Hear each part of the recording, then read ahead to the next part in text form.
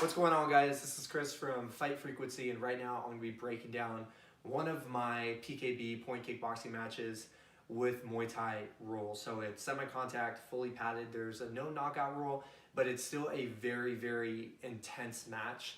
It's one that I lose. It's one of the only ones that I lost in terms of striking matches. And I'm going to be pointing out what not to do in terms of my style in that particular match. My opponent was very experienced. There was a lot of mistakes on my part that really got highlighted and expressed during that event. So right now I'm going to be going into that video, breaking it down for you and showing you what not to do, things that I did right, things that I could have did a little bit better, and things that you should just completely scrap, or at least that I scrapped after that event. So sit back, enjoy, and like, subscribe if you like the video. Thank you. One thing that I'll highlight right now is the footing. So what is the footing? It's anytime you have the texture and whatever's on your feet. So if you're wearing boxing shoes, right, that will probably give you some grip. This floor and my bare feet were not a good match. It was actually very slippery, I felt like. So a lot of my long kicks, my side kicks, my back kicks, I felt weren't landing even in the match before this. So I really try to stick to low kicks and body kicks. Another thing is clenching that you'll see me enter in quite a few times. So boxing into clench work and then executing knees from there.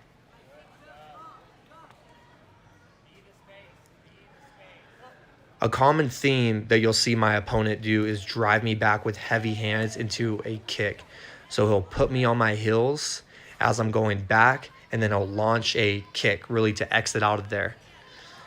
And I don't do a good job at really standing my ground. You could see as he's coming in, I'm trying to evade a little bit too much by using footwork, getting my head offline, where I think if I were to go back, I would stand and exchange. So keep my hands up, stay in the pocket, and exchange. So right there, you just saw me kind of bull rush into a clench, which I do again.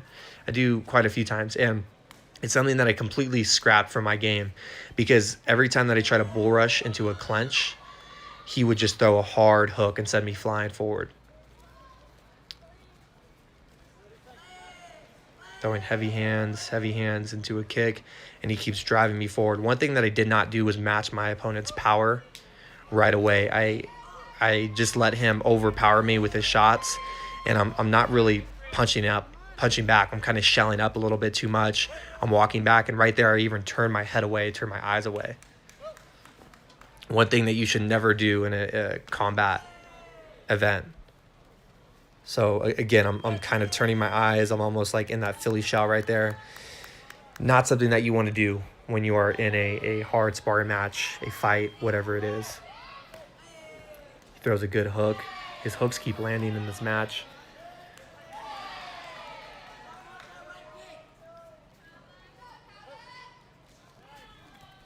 I tried to bull rush in, got clocked right there with a hook. I enter into the clench and swept him. That's something that I would have done more if I could go back, is clench more. You could see when I'm in the clench, I'm pretty strong there. I'm getting my knees off. I'm trying to execute sweeps. Again, this slippery mat surface was awesome for me to execute clenching in and boxing.